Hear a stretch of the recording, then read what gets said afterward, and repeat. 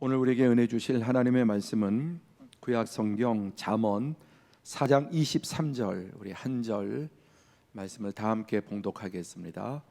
잠언 4장 23절 우리 다 함께 봉독합니다.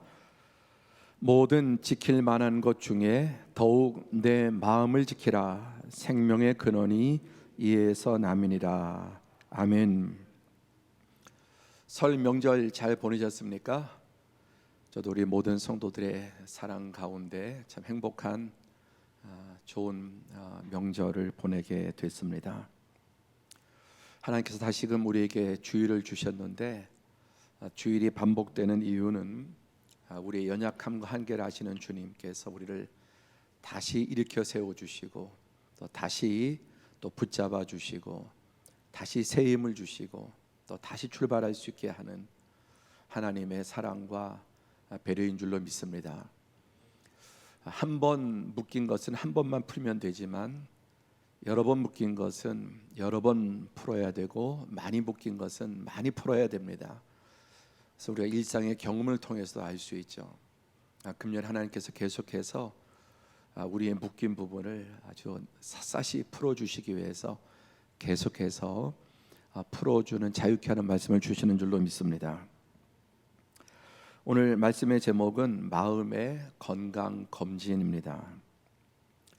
작년 말에 건강 검진을 받으라고 국가보험에서 연락이 왔습니다. 그래서 병원에 가서 건강 검진을 이것저것 받았는데 건강 검진을 해보니까 아니나 다를까 몸에 이곳저곳에 좀 문제가 있었습니다. 다행히 빨리 발견이 되어서 지금 이제 치료 가운데 있는데 의사께서 하시는 말씀이 이거 발견하지 못하고 계속 키웠으면 이걸 암으로 자랄 수 있고 더 심각하게, 그런데 지금 초기니까 잘 약 먹고 치료하면 괜찮을 겁니다. 빨리 발견이 되었길래 또 빨리 치료할 수 있게 되었죠. 새해 들어서 참 안타까운 소식 중에 하나가 저희 아주 친한 친구 목사님이 암 판정을 받았는데 신장에 암 판정을 받았습니다. 신장의 암 크기가 7cm에서 8cm니까 엄청 큰 거죠. 그래서 두 개의 신장 가운데 하나를 완전히 잘라냈습니다. 그리고도 지금 전이가 됐을 수 있기 때문에 수술 이후에도 대단히 조심하고 있습니다. 그 목사님도 좀 더 빨리 발견되었으면 좋았을 텐데 그 암이 7cm, 8cm가 되도록 그렇게 발견하지 못했기 때문에 그만큼 커진 것이죠. 자, 우리의 몸에 또 병이 들고 이런 것은 요즘 의학이 너무나 발달됐기 때문에 여러 가지로 또 사전에 체크하고 또 검사 받을 수 있습니다. 그런데 우리의 마음에도 병이 있죠. 마음의 병은 어떻게 할까요? 제대로 검사를 할 수 있습니까? 마음의 병을 제대로 치유할 수나 있습니까? 그래서 이 마음의 병이 상당히 우리를 괴롭히고 우리 인생을 묶고 또 많은 경우에 이 마음의 병, 스트레스는 몸의 병으로 연관이 됩니다. 그러니까 뗄래야 뗄 수 없는 관계를 가지고 있습니다. 그래서 오늘 좀 말씀을 통해서 마음의 건강 검진은 어떻게 받는가, 예배를 통해 말씀을 통해 우리는 내 마음이 어디가 문제고 얼마만큼 이 마음이 병들었고 또 이런 것을 어떻게 치유할 수 있는가. 제가 금방 이 찬양을 통해 예배를 통해 우리의 마음에 하나님이 치유를 주시는데 오늘 하나님께서 우리 모두에게 예배를 통해 우리의 마음의 이런저런 질병들을 치유해 주시기를 축복합니다. 우리의 인체는 많은 장기들로 이렇게 구성이 되어 있죠. 근데 하나하나 이 장기들이 어떻게 과학으로 이런 걸 만들 수 있겠습니까? 여기에 보시는 여러 가지 많은 인체 장기들이 하나하나 너무너무 신비롭고 놀라운 기능들을 가지고 있죠. 이 세상에 어떤 기계들이 이런 정밀한 일을 해낼 수 있을까요? 그리고 세상의 많은 기계들은 바로 인체의 이런 원리들을 응용해서 만드는 것이죠. 하여간 하나하나 인체 장기들이 참 놀랍고 또 신비로운 것인데, 그 중에서도 가장 여러분 놀라운 인체 장기는 뇌라고 아니할 수 없습니다. 왜냐하면 이 뇌가 이 모든 장기들을 다 컨트롤하지 않습니까? 뇌가 없으면 이 중에 하나도 제 기능을 발휘할 수 있는 것이 없게 되는 것이죠. 이 뇌는 평균 무게가 한 1,500g 정도, 1.5kg 정도 되는데 전체 몸의 한 2% 정도밖에 되지 않지만은 우리 전체 쓰는 에너지의 20%를 이 뇌가 산소와 에너지를 소비한다고 합니다. 뇌는 한마디로 신경세포 덩어리인데 한 1,000억 개 이상의 뉴런, 신경세포가 여러 가지 아주 복잡하고 다양한 회로를 구성을 하고 있다고 하죠. 그래서 뇌는 크기에 따라 기능이 두뇌가 좋은 게 아니라 얼마만큼 이 뉴런 신경세포가 고도로 잘 연결되느냐에 따라서, 예컨대 코끼리의 뇌나 고래 뇌는 인간보다 크지만 절대로 인간보다 머리가 좋지 않거든요. 뇌 자체는 크지만 신경세포 연결이 인간과는 비교할 수 없을 만큼 느슨하고 단순하기 때문이라고 합니다. 자, 이 뇌가 하는 일이 뭔가? 뇌가 하는 일은 이 앞에 모든 인간의 이런 신체 장기들을 다 움직이고 제대로 작동하도록 하지만 가장 큰 기능이 뭐냐? 뇌는 한마디로 인터페이스라고 하는 겁니다. 인터페이스라고 하는 것은 서로 독립되고 관계가 없거나 다른 두 물체, 다른 시스템 장치 등을 서로 이어주는 접속 장치를 말하는. 아날로그와 또 디지털은 신호 자체가 다른데 이게 서로 만날 수 있고 그 사이 인터페이스를 끼워 넣으면 이게 호환이 되고 통합니다. 그래서 서로 다른 독립된 또 관계가 없는 두 물체, 시스템, 장치, 심지어 공간 이런 것들을 하나로 이어주는 장치를 인터페이스라고 하는데, 그럼 뇌가 인터페이스란 말이 뭐냐? 뇌는 정신과 물질, 마음과 생각과 영과 육체를 연결하는 기관이다. 정신과 물질, 마음과 생각과 영과 우리의 이 몸뚱아리 육체를 연결하는 인터페이스가 뇌라는 겁니다. 더 나아가서 하나님과 사람을 연결하는 인터페이스가 뇌다. 무슨 근거로 이런 이야기를 하는가? 자, 시편 139편 14절에 보면은 내가 주께 감사함은 나를 지으심이 심히 기묘하심이라. 옛날 성경에는 신묘막측하다. 하나님이 우리 인간을 지으신 것 수정되고 또 이렇게 분화돼서 뱃속에서 자라고 이런 모든 아까 인간의 장기들 기능들이 심히 기묘한 거예요. 신묘막측한 거예요. 주의 행사의 기이함을 내 영혼이 자라나이다. 이 하나님의 창조 원리와 일하시는 것은 심히 기묘하다.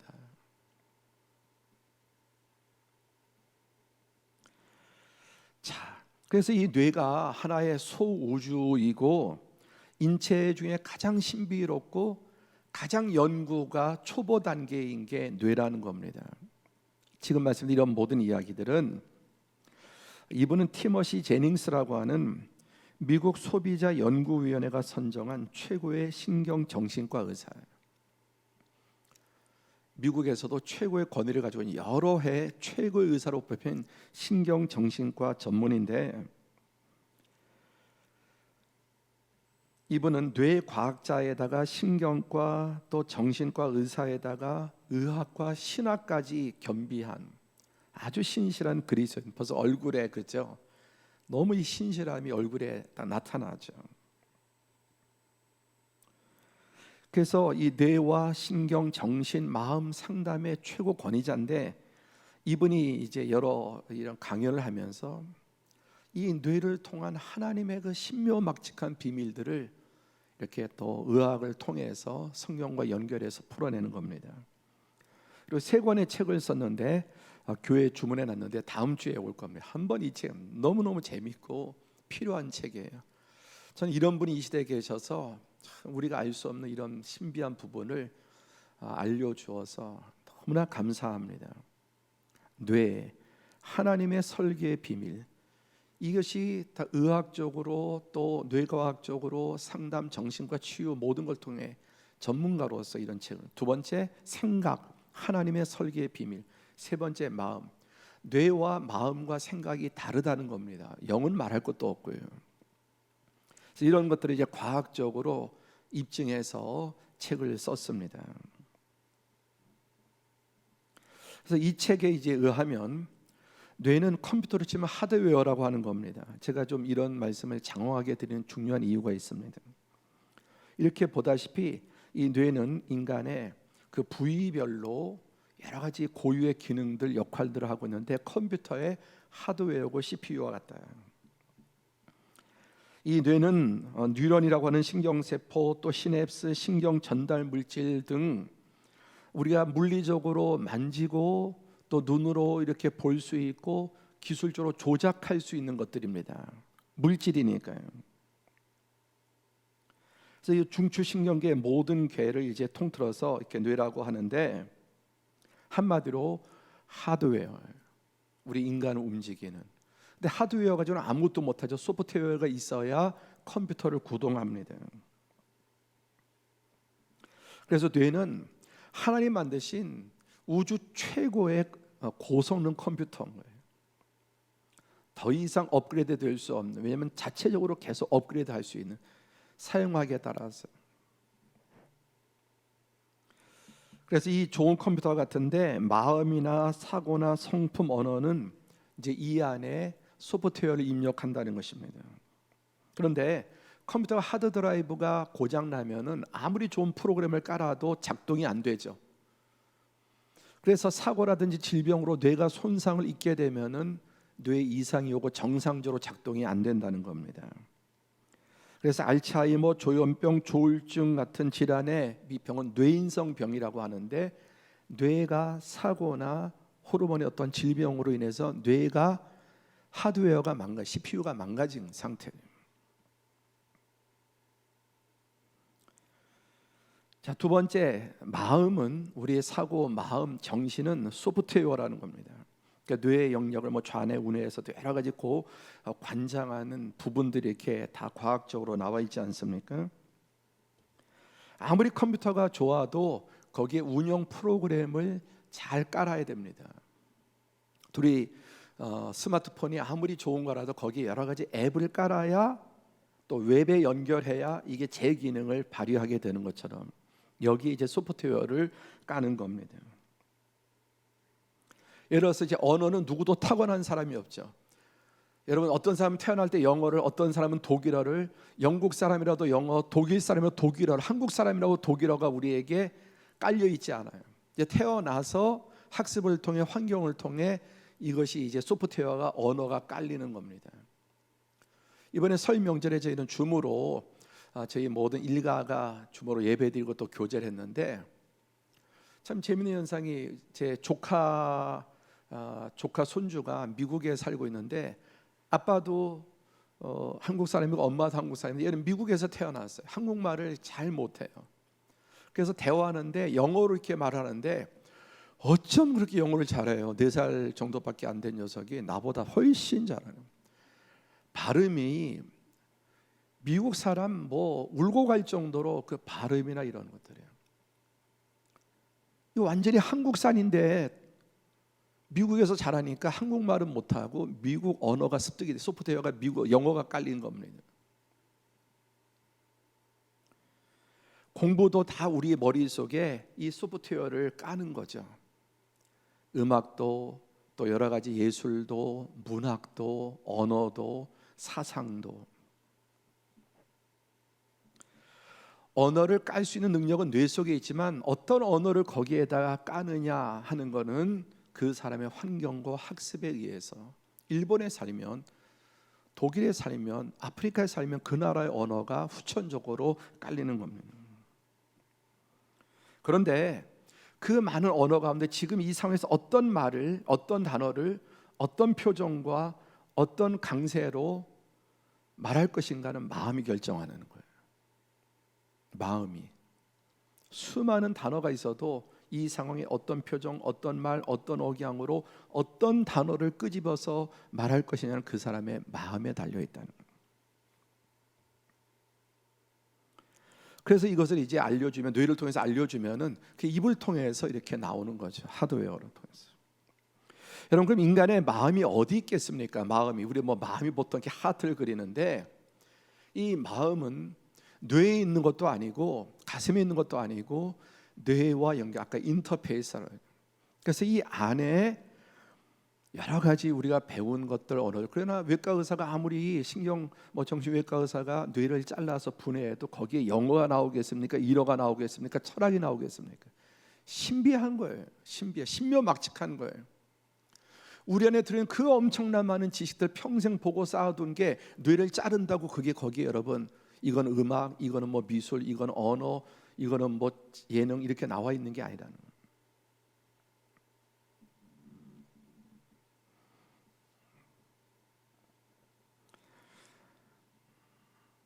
그래서 2011년도 예일대학교 연구 결과에 따르면 판단과 결정은 뇌가 하는 게 아니라 마음이 하는 거다. 이 안에 입력된 수많은 정보들을 이제 하드웨어 돌려 결국 그걸 결정하는 것은 인간의 마음이 판단과 결정을 하게 된다는 겁니다.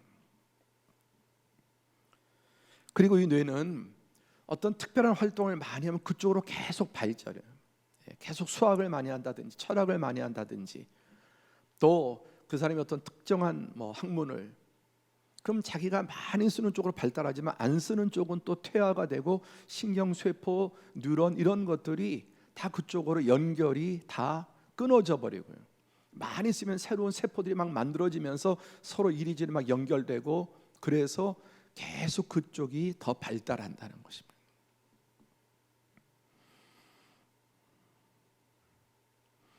이 전화선, 컴퓨터 연결선, 이걸 어떻게 연결하느냐에 따라 작동이 달라지는 것처럼 뇌 속에 이런 신경세포들이 어떻게 그 사람이 자꾸만 말하고 생각하느냐에 따라서 이 연결이 바뀌고 회로도가 바뀌어버리는 거예요. 쓰면 쓸수록 발달, 점점점 놀라 고도로 발달하는 거예요. 그리고 어떤 생각을 하냐에 따라서 이 하드웨어도 변형이 된다. 그래서 과학자의 뇌가 다르고, 여러분, 언어학자의 뇌가 다르고, 음악가의 뇌가 다르고, 목회자의 뇌가 다른 거예요. 계속 그쪽으로 쓰는 쪽이 있으니까요.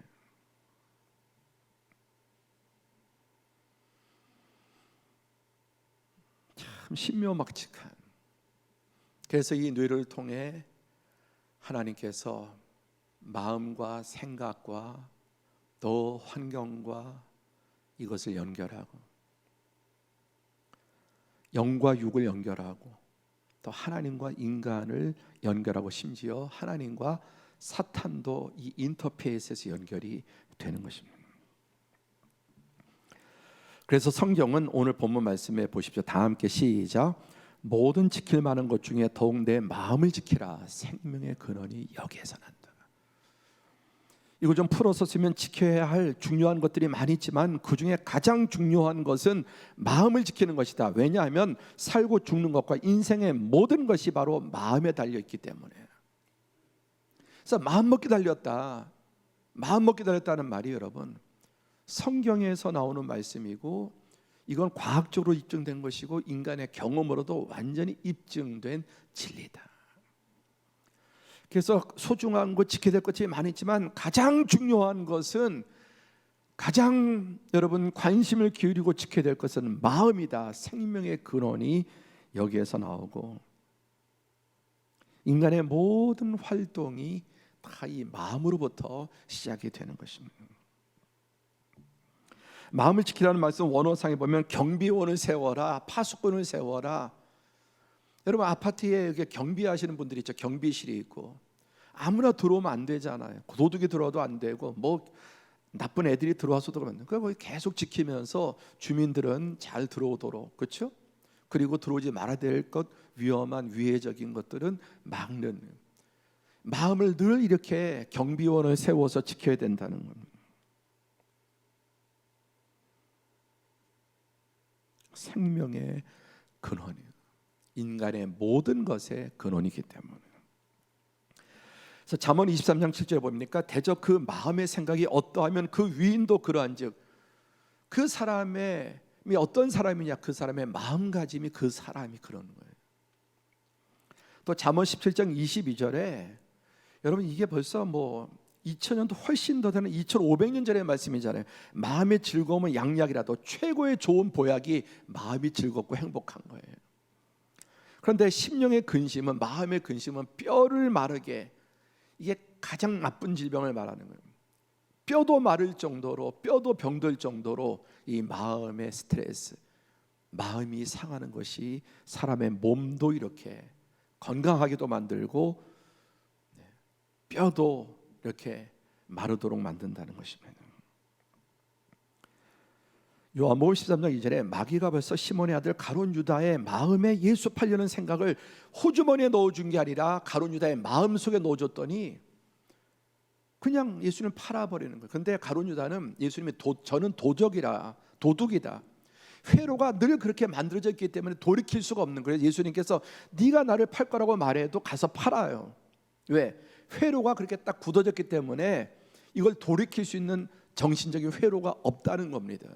정신의학적으로 분석을 하면. 삭개오도 그렇게 저주받고 미움받고 왕따당하면서도 그가 돌이킬 수 없는 이유는 그의 회로가 완전히 권력과 돈에 노예가 돼 있기 때문에 그렇게밖에 작동이 안 되는 거예요. 우리의 경험으로서 이러면 안 되는데 이거 그만 먹어야 되는데 앉아야 되는데 계속 그러면서 하고 있는 이유가 뭐냐면 회로가 그렇게 딱 세팅이 돼 있기 때문에.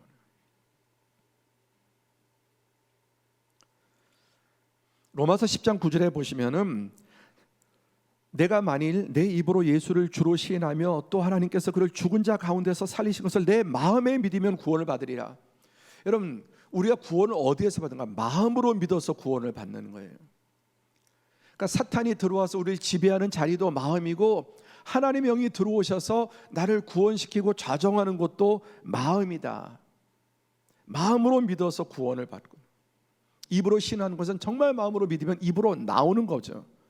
주는 그리스도시요 살아계신 하나님의 아들이다, 하나님 사랑합니다, 감사합니다, 마음에서 나오는 거죠. 제가 아내에게 가장 많이 들을 수 있는 하나님 감사합니다, 감사합니다, 너무 감사합니다. 제 안에 왜? 내 마음에 가득하니까 입을 열면 감사합니다, 하나님 모든 것이 고맙습니다. 가득한 것이 입으로 나오는 거예요. 우리가 구원받는 것은 마음으로 믿어서 구원받는 겁니다. 하나님을 배반하는 것도 마음으로 배반하는 거고요. 그래서 우리의 생각과 신념과 목적, 가치, 갈망, 감정, 언어, 태도, 표정, 애증, 의지, 또 모든 신앙과 가치를 판단하고 결정하는 것이 이 마음인데, 뇌가 아니라 이런 것에다가 여러 가지 정보들을 저장해 두고 그것을 통합해서 마음이 결정을 하는 것입니다. 하나님이 임재하는 곳, 또 사단이 우리를 장악하고 우리를 지배하는 것도 마음에서 다 지령을 내리는 것이다. 이처럼 마음은 우리의 삶의 모든 면에 개입하고 결정을 합니다. 그래서 영적 전쟁이란 사람을 좌우하는 마음을 누가 차지하느냐, 마음을 누가 차지하느냐가 영적 전쟁이죠. 하늘에서 벌어지는 게 아니라 인간의 이 마음에서 벌어지는 거예요. 그것을 연결하는 게 두뇌고, 두뇌를 통해 우리의 몸이 행동하도록 만드는 것입니다. 육신의 바이러스가 있죠. 지카 바이러스, HIV, 인간 면역 결핍 바이러스, 간염, 독감, 또 지금 세상을 다 뒤덮고 있는 코로나 바이러스도 우리 몸을 병들게 하는, 우리 하드웨어를 병들게 하는 바이러스죠. 그런데 우리의 마음의 바이러스가 있습니다. 그것은 바로 거짓입니다. 거짓말. 거짓된 가치, 사상, 왜곡, 허위에 감염되면은 그 마음이 여러분 오작동을 하고 역기능을 하게 된다는 것입니다. 에덴에서 여러분 아담과 하와가 오염된 게 어디입니까? 인간의 마음이 사단의 거짓말에 오염됐습니다. 그 이후로 예레미야 17장 9절에 보면은 예레미야 17장 9절에 만물보다 심히 거짓되고 부패하는 것이 사람의 마음이다. 우주 만물 가운데 가장 부패하고 거짓된 것이 사람의 마음이라고 했습니다.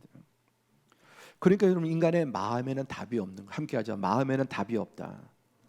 내 안에 답이 없는 이유가 만물보다, 우주 만물 중에 가장 거짓되고 심히 부패하는 것이 마음이에요. 그리고 이 마음 때문에 이제 세상 모든 게 부패하게 된 거기 때문에 인간 안이 심히 거짓되고 심히 부패했기 때문에 인간 안에 답이 없는 겁니다. 성경은. 그래서 이게 뭐 수행한다고 해서, 이게 뭐 돌을 닦는다고 해서, 이게 교육받는다고 해서 인간이 여기에서 벗어날 수 있는 게 아니라는 거예요. 하는 만큼 어느 정도 나아지지만 한계가 있는. 그러니까 내 안에 답이 없기 때문에 답은 외부에 있는 것이죠.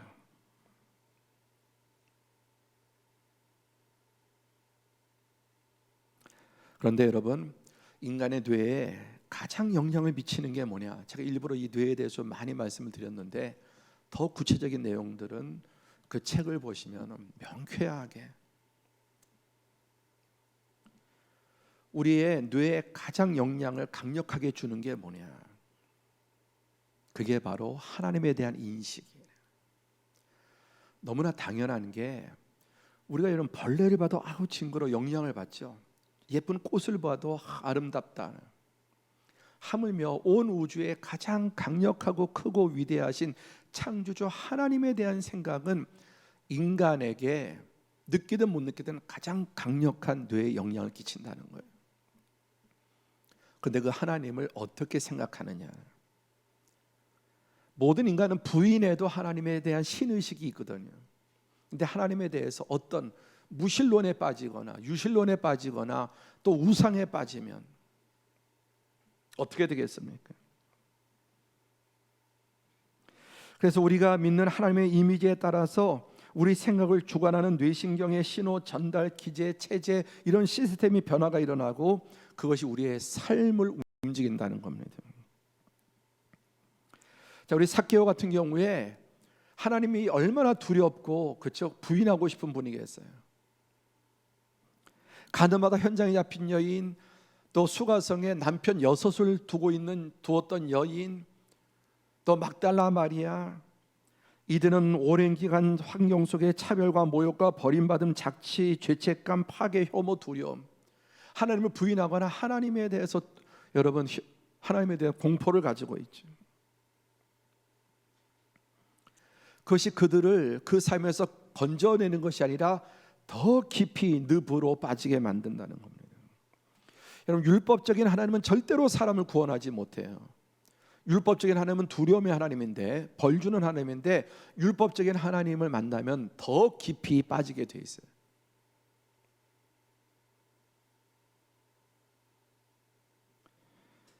벌하시고 심판하시고 죽이시는 하나님. 그래서 에덴의 동산에서 여러분, 그 사탄이 제일 먼저 한 게 무엇입니까? 사단이 아담과 하와에게 하나님에 대한 정보를 왜곡해, 거짓된 하나님으로.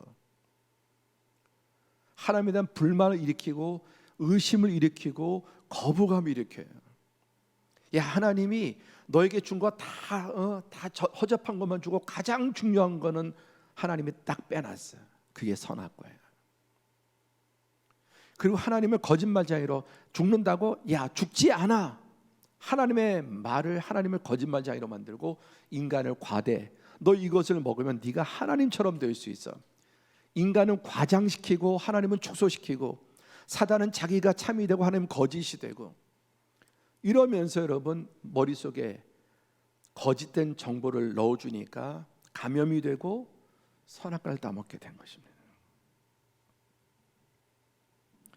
그리고 언제나 사단은 하나님에 대한 거짓 정보로 우리를 미혹하는 겁니다. 그래서 예수님은 사단을 거짓의 아비라고 말씀하십니다. 또 우리에 대한 거짓된 정체감을 심어줘서, 하나는 내가 하나님이 될 수 있다. 호모데우스. 야, 네가 선악과 따먹으면 하나님 될 수 있어. 인간을 과장합니다. 피조물이 자기 한계를 모르게 만들어요. 또는 자기를 너무나 지독하게 자기를 멸시하고 비하하고 저주합니다. 두려움과 도피와 또 하나님을 거부하게 만드는 것입니다. 거짓된 정체성을 하나님에 대해서도 자신에 대해서도 또 물질에 대해서도 심어놓는 것입니다.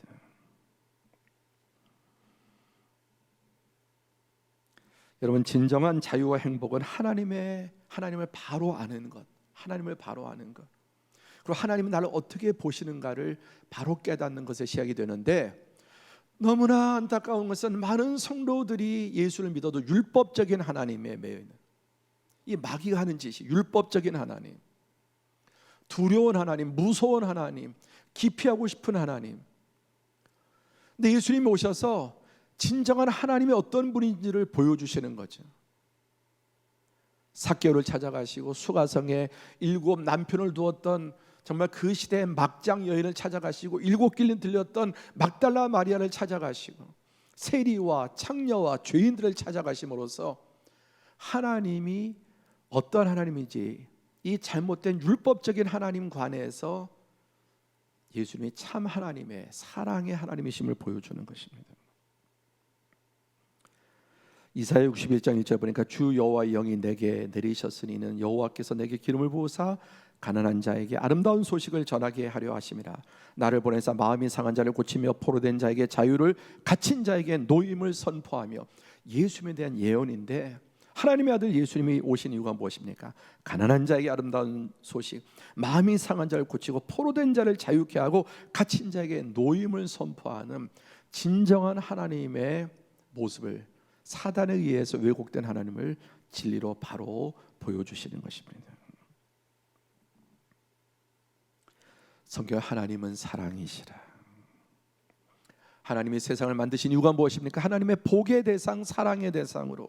그리고 인간을 만드시고 하나님 보시기에 심히 좋았더라. 더 이상 좋을 수 없는, 그리고 생육하고 번성하고 충만하고 정복하고 다스리고 인간에게 복을 주셨습니다. 구원받은 하나님의 자녀는 더 이상 만물의 영장이 아니라 하나님의 자녀가 되는 권세를 주시고, 하나님의 가장 큰 기쁨은 그가 너로 인하여 기쁨을 이기지 못하여 하시며 너를 잠잠히 사랑하시고 너무너무 우리를 예뻐하시고 사랑하시고 은혜 베푸시는. 그런데 여러분, 오랜 신앙생활 가운데서도 하나님이 나를 이렇게 여기는 게 아니라 두려운 분, 피하고 싶은 분, 도망가고 싶은 분, 특히 죄악 가운데 있을 때는 교회 오기도 싫고 성경 보기도 싫고 기도하기도 싫고, 이 마귀가 속이는 거예요. 너 그 더럽고 지난주 너 어떻게 살았는데, 너 어떤 짓을 저질렀는데 네가 예배 나오고 네가 성경을 읽고. 하나님에 대한 왜곡된 생각 때문에 죄를 지면 하나님께 도피하고 무서워하고 멀어지려고 해서 완전히 파멸로 끌고 가는 것입니다.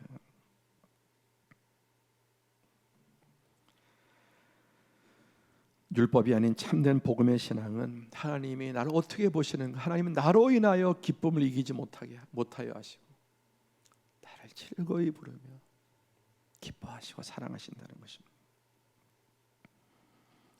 예수님을 통한 하나님의 사랑만이 우리의 이 내면을, 마음을 치유할 수 있습니다. 두 번째는 사람의 사랑이 필요합니다. 요한복음 13장 34절에 다 함께 시작. 새 계명을 너희에게 주노니 서로 사랑하라. 내가 너희를 사랑한 것 같이 너희도 서로 사랑하라. 사랑이 치유는, 그러니까 사랑받지 못하고 지난주에 삭개오가 왜 그렇게 망가졌는지, 6명의 남편을 뒀던 여자가 왜 이렇게 망가졌는지.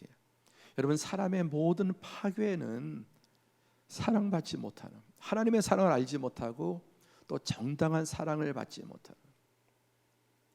여러분 주변에 정말 건강하고 밝고 같이 있으면 에너지가 더 기쁨이 되는 사람이 있죠.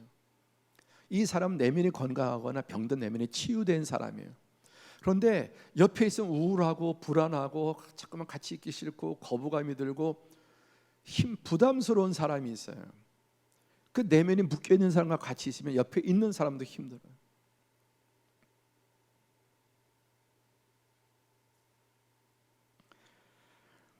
하나님의 사랑과 또 이웃의 사랑, 이웃의 사랑.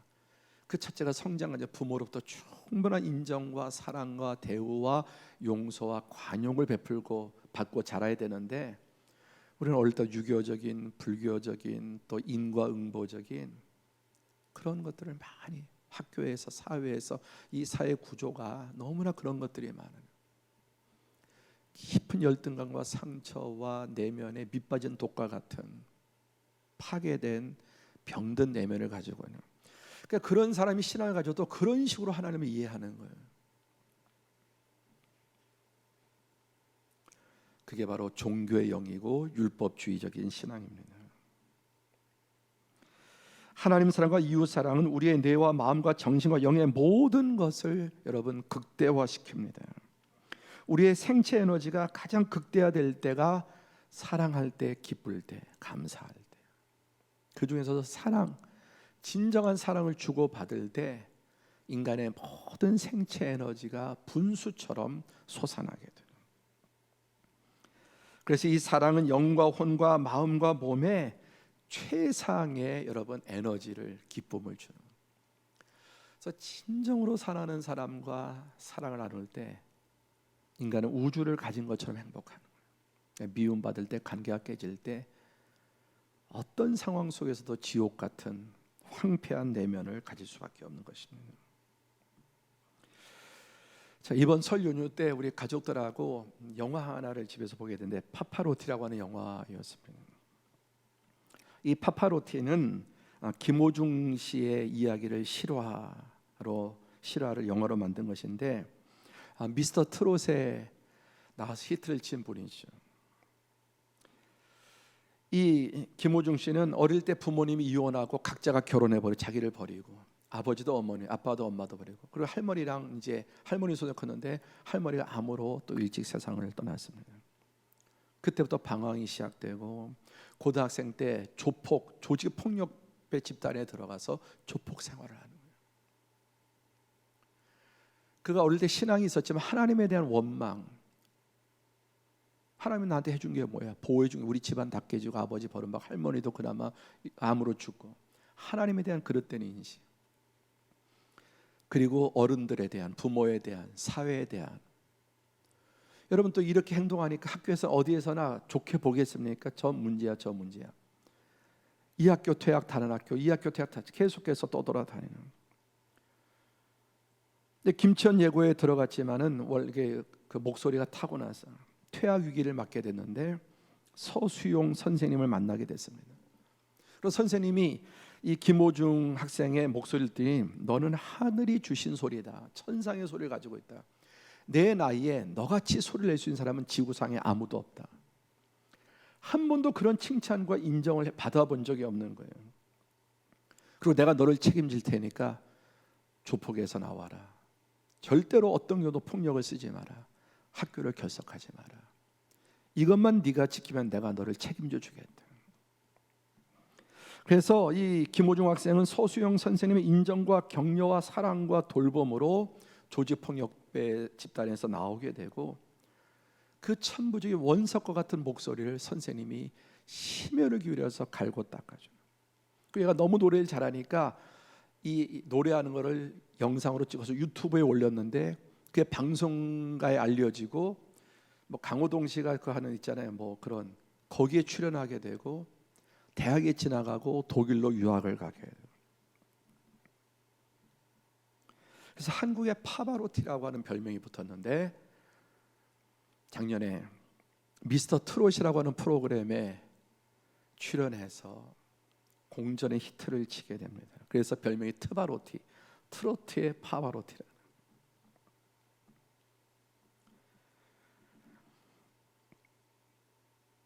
이 김호중 학생, 고등학교 때 조폭에 들어갈 정도로 파괴된, 그리고 평생을 얼마나 악에 찌들어서 이 사회에 정말 악한 일을 할 수밖에 없는 서수영 선생님을 만나서, 네 나이에 이런 소리를 낼 수 있는 사람 지구상에 아무도 없어.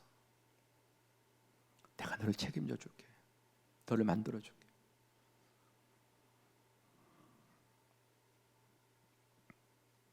소수영 선생님은 교회 집사님인데 이분의 사랑을 통해 하나님에 대한 왜곡된 이미지가 치유되고, 어른들 선생님 그동안 욕하고 학교 자르다 자기의 나쁜 면만 보고 그렇게 자기를 비난하는 사회, 이런 모든 시각들이 치유가 돼요. 선생님의 헌신으로 세계적인 목소리를 갖게 되죠. 그리고 이 김호중 집사님은 뉴스를 쭉 검색해 봤더니 1월 달에 교장으로 진급하셨더라고요. 하나님의 사랑, 또 좋은 사람을 만나서 이 사랑을 받을 때 치유가 되는 것입니다.